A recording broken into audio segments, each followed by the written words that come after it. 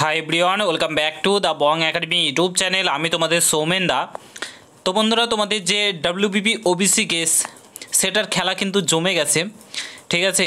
মানে খেলা জমে ক্ষীর, যার জন্য তোমরা এতদিন ধরে অপেক্ষা করছিলে যে তো কবে তোমাদের এক্সামগুলো কন্ডাক্ট করাবে। যে recommend to the post of constable in West Bengal police 2024, তারপর recommend to the post of constable lady constable in Kolkata police 2024, তারপরে তোমাদের এসআই, এই যে তিনটে রিকমেন্ড, তারপরে নতুন নোটিফিকেশান, এগুলো কবে প্রকাশিত করবে। কারণ ওবিসি কেসের জন্য রাজ্য সরকার এত বছর ধরে, ঠিক আছে, এত দিন ধরে 1.5 বছর 2 বছর ধরে সমস্ত কিছুকে আটকে রেখেছে। এবার রাজ্য সরকার করবেটা কি? রাজ্য সরকারের কাছে কিন্তু কিছু করার নেই, পুরাতন নিয়মেই কিন্তু এবার নিয়োগ প্রক্রিয়া চালাতে হবে রাজ্য সরকারকে, এবং সমস্ত কিছু কিন্তু করতে হবে। কোর্টের কিন্তু রায় চলে এলো, ঠিক আছে। পুরো ভিডিওটা দেখো, সমস্ত কিছু তোমাদেরকে বলছি। চ্যানেলে নতুন হলে অবশ্যই চ্যানেলটাকে সাবস্ক্রাইব করে পাশে থাকা বেল আইকনটাকে প্রেস করে দেবে।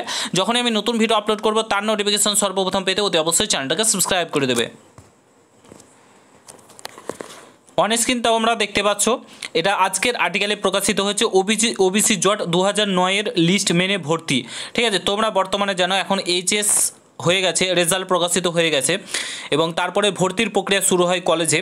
তো এই ওবিসি কেসের জন্য কিন্তু কেউ ভর্তি হতে পারছে না, এবং রাজ্য সরকার কিছু বলছে না কীভাবে তোমার ভর্তি করবে, কীভাবে কী করবে ওবিসি। কারণ কাস্ট সার্টিফিকেটের জন্য ভর্তি করতে পারছে না, কারণ 12 লক্ষ ওবিসি বাতিল হয়ে রয়েছে। এবার রাজ্য সরকার তো কিছু বলছে না, কারণ মুসলিমদেরকে তো, যে মুসলিম ক্যাটাগরি রয়েছে যারা বাদ গেছে তাদেরকে তো ওবিসিতে ভর্তি হবে, নাহলে তো ভোট ব্যাংক তিনি পাবেন না। তার জন্য কি হয়েছে, তিনি ভর্তির প্রক্রিয়া চালু করছে না, মানে একদম পিছিয়ে দিচ্ছে, শিক্ষা ব্যবস্থাটাকে যা ইচ্ছা তাই করে নিয়েছে।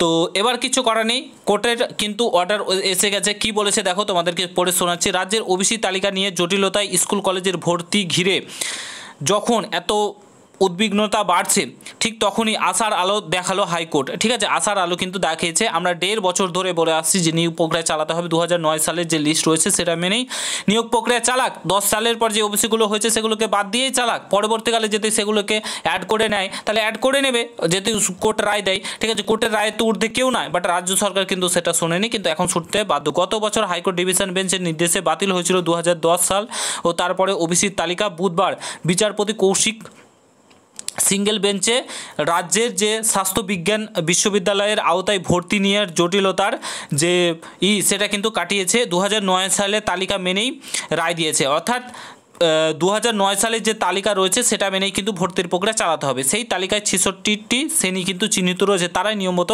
সংরক্ষণের সুযোগ পাবে বলে জানিয়েছেন সিঙ্গেল বেঞ্চ, ঠিক আছে। 1977 ও 2001 সালের সরকারি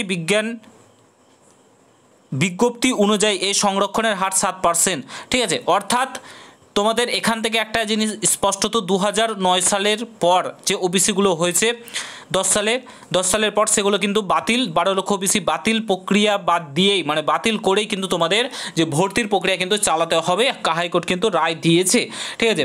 তো এইভাবে কিন্তু চালাবে, অর্থাৎ তোমাদের এবার কিন্তু এক্সামের সেম প্রসেসে কিন্তু নিয়োগ প্রক্রিয়া, যদি কলেজে এইভাবে ভর্তি হয় তাহলে সেম প্রসেসেও কিন্তু তোমাদের নিয়োগ প্রক্রিয়াটা করতে হবে। 12 লক্ষ ওবিসিকে বাদ দিয়েই কিন্তু নিয়োগ প্রক্রিয়া চালাতে হবে, তাছাড়া রাজ্য সরকারের কাছে কিন্তু আর কোনো উপায় নেই। রাজ্য সরকার এখন মানে একদম চারিদিক থেকে ফেসে গেছে, এটা রাজ্য সরকার চারিদিক, মানে পশ্চিমবঙ্গটা যা ইচ্ছা তাই করেছে। এবার রাজ্য সরকার কোথায় পালাবে? রাজ্য সরকারকে কিন্তু আমাদের এক্সামগুলো কিন্তু কন্ডাক্ট করাতেই হবে, কারণ 2009 সালের রায় লিস্ট মেনে যদি ভর্তির প্রক্রিয়া হয় তাহলে 2009 সালের লিস্ট মেনেই কেন নিয়োগ প্রক্রিয়াগুলো হবে না, এক্সামগুলো হবে না? এটাই সবচাইতে বড় প্রশ্ন কিন্তু থেকে যাচ্ছে। আশা করি তোমাদের নিয়োগ প্রক্রিয়া এবার শুরু করবে রাজ্য সরকারের আর কোথাও পালাবার জায়গা নেই। এই ওবিসি কেসের নাম দিয়ে কোনো কিছু নিয়োগ প্রক্রিয়ার বন্ধ রাখার কিন্তু জায়গা নেই, এটা স্পষ্টত সিঙ্গেল বেঞ্চ কিন্তু রায় দিয়েছে, ঠিক আছে। আশা করি তোমরা বুঝতে পেরেছো। এই গুড নিউজটা যদি ভালো লাগে প্রত্যেকের সঙ্গে শেয়ার করো। চ্যানেলে নতুন হলে অবশ্যই সাবস্ক্রাইব করে যেও। দেখা হচ্ছে নতুন ভিডিওর সঙ্গে বন্ধুরা। ভালো থেকো, সুস্থ থেকো, গুড বাই, জয় হিন্দ, বন্দে মাতরম।